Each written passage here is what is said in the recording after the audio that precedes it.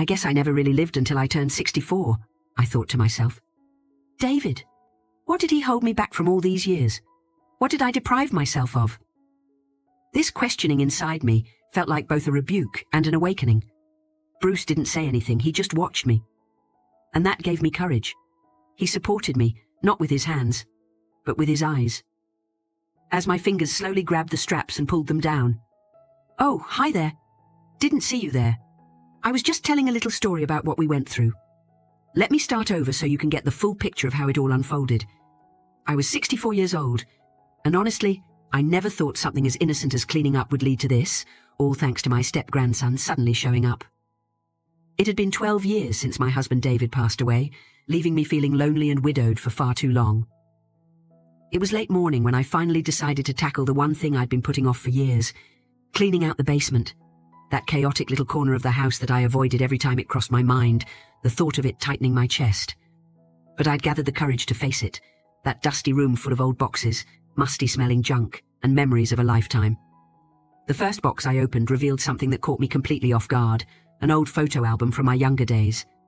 As I flipped through it, one particular photo stood out. It was from a beach party. There I was, holding a margarita in one hand, wearing a bright orange bikini, laughing like I didn't have a care in the world. A carefree young Elizabeth, beaming with joy, stared back at me. Looking at that photo stirred something inside me. It was a mix of warmth and sadness. Memories I'd buried long ago, desires and excitement I'd suppressed, all came rushing back. And just then, I heard a sound coming from the basement door. Startled, I turned around to see Bruce, my step-grandson, standing there. I hadn't seen him in 4 years. He looked broader now, more grown up, with that familiar smile of his. The last time I saw him, he was 23. Now he must have been 27. "Surprise," he said, lifting a coffee cup in the air. "Bruce, when did you get here?" I asked, caught off guard, but genuinely happy to see him. "Just now," he replied, making his way down the stairs. "Saw your car outside and figured I'd come in. Looks like you could use some help." I was about to say, "No, I've got this."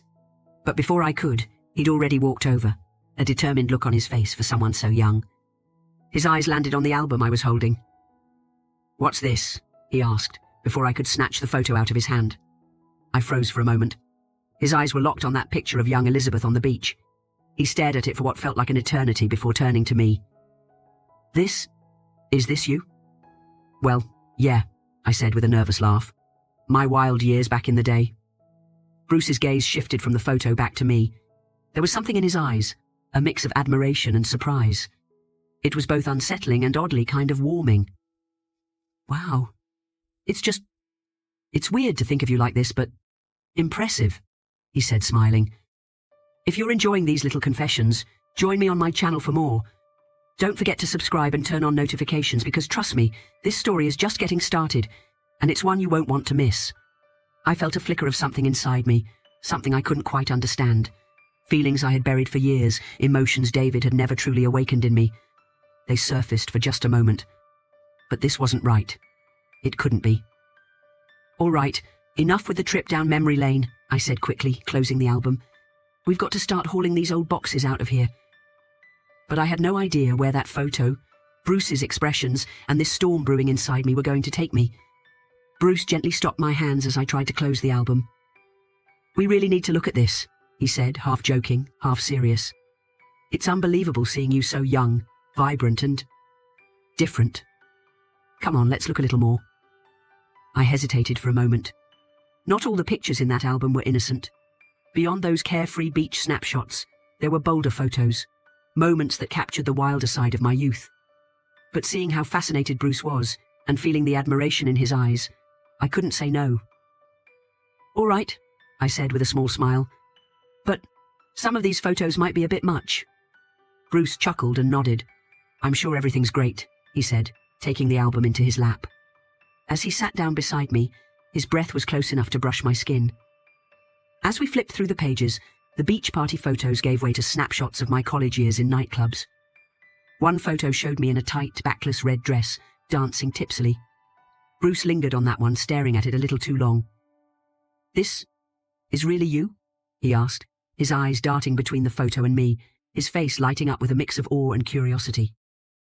Yeah, I replied, a little bashfully. It was just youth, you know. Things were different back then. Bruce was silent for a moment before finally saying, "You're incredible." He paused and then added, "All this time I've only ever thought of you as my grandmother, but you were like a total, I don't know, party girl." His words made me blush, but at the same time they stirred something inside me. I thought about how David had never shown me that kind of admiration.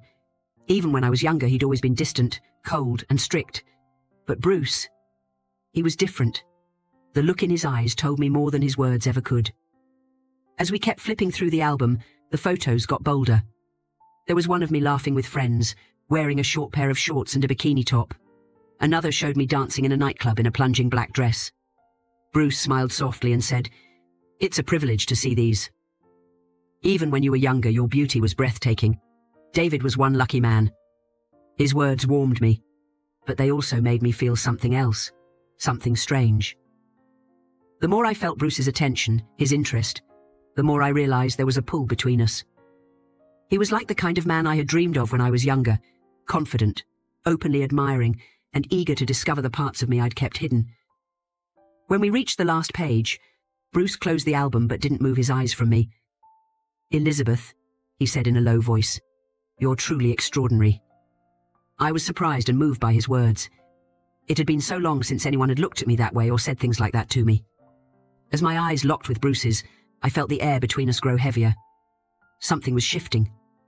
Despite the cold, dusty atmosphere of the basement, a warmth rose inside me.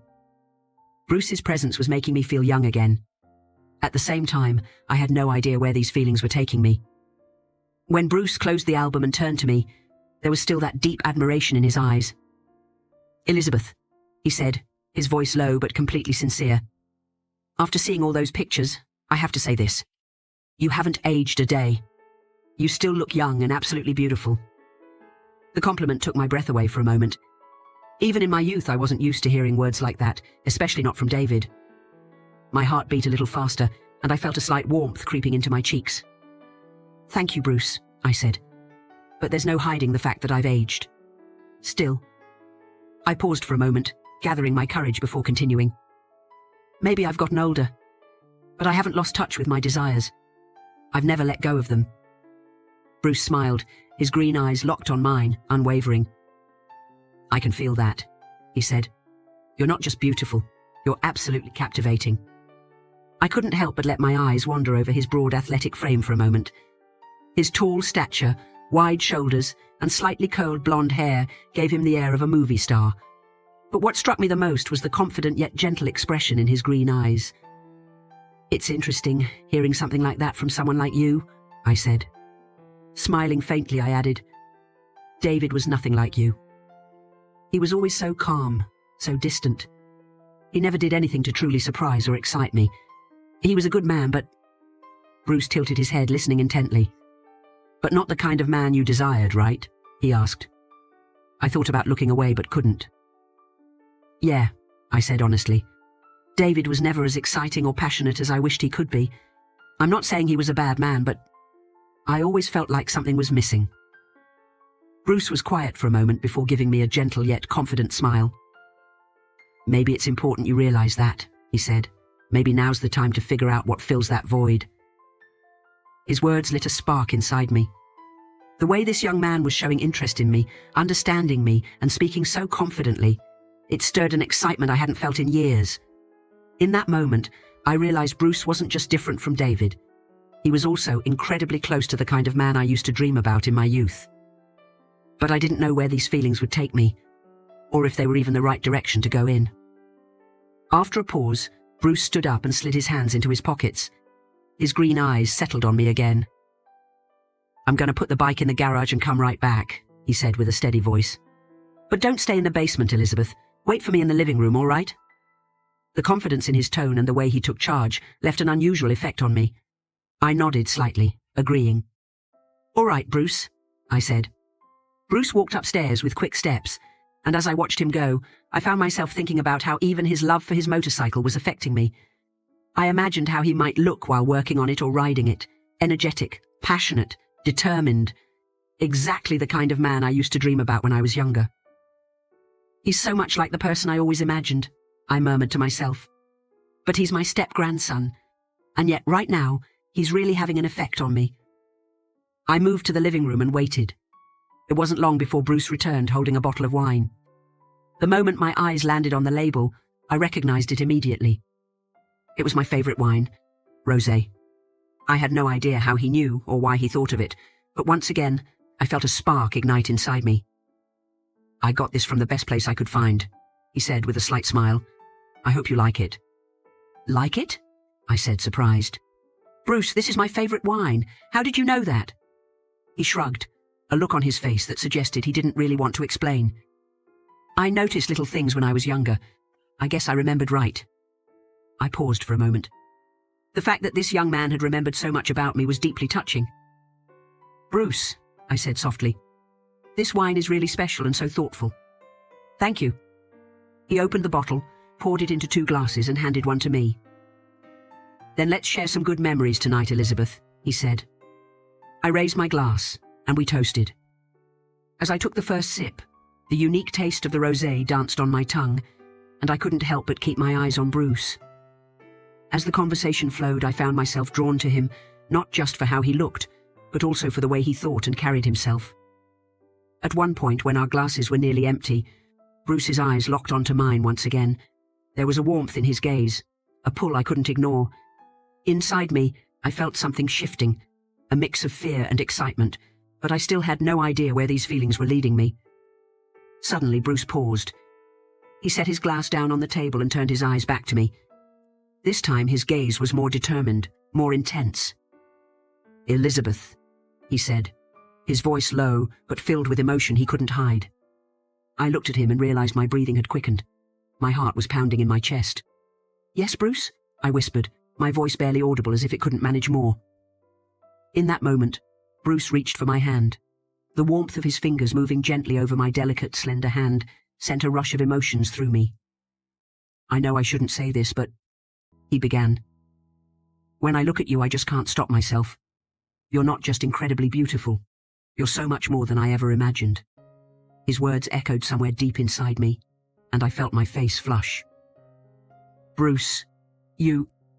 I started, but before I could finish, he hesitated for just a moment before leaning in.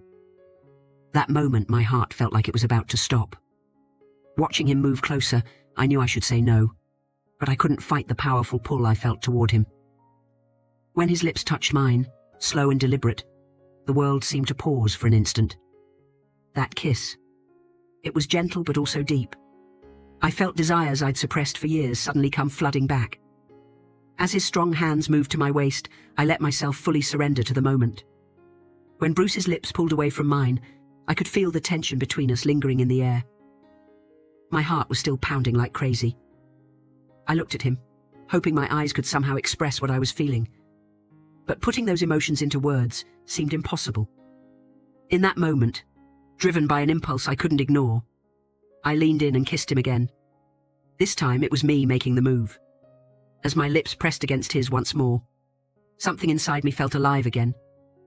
Bruce seemed a little surprised at first, but he quickly responded. Our kiss became deeper, more passionate. His hand slid to my waist, his strong fingers pulling me closer with a gentle yet firm touch.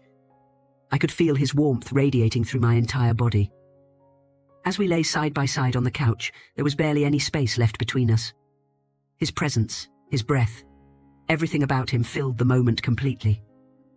Resting against Bruce's chest, a restless feeling began to stir inside me. My heart was still racing, but this time it wasn't fear or hesitation. It was a burning desire to let go completely.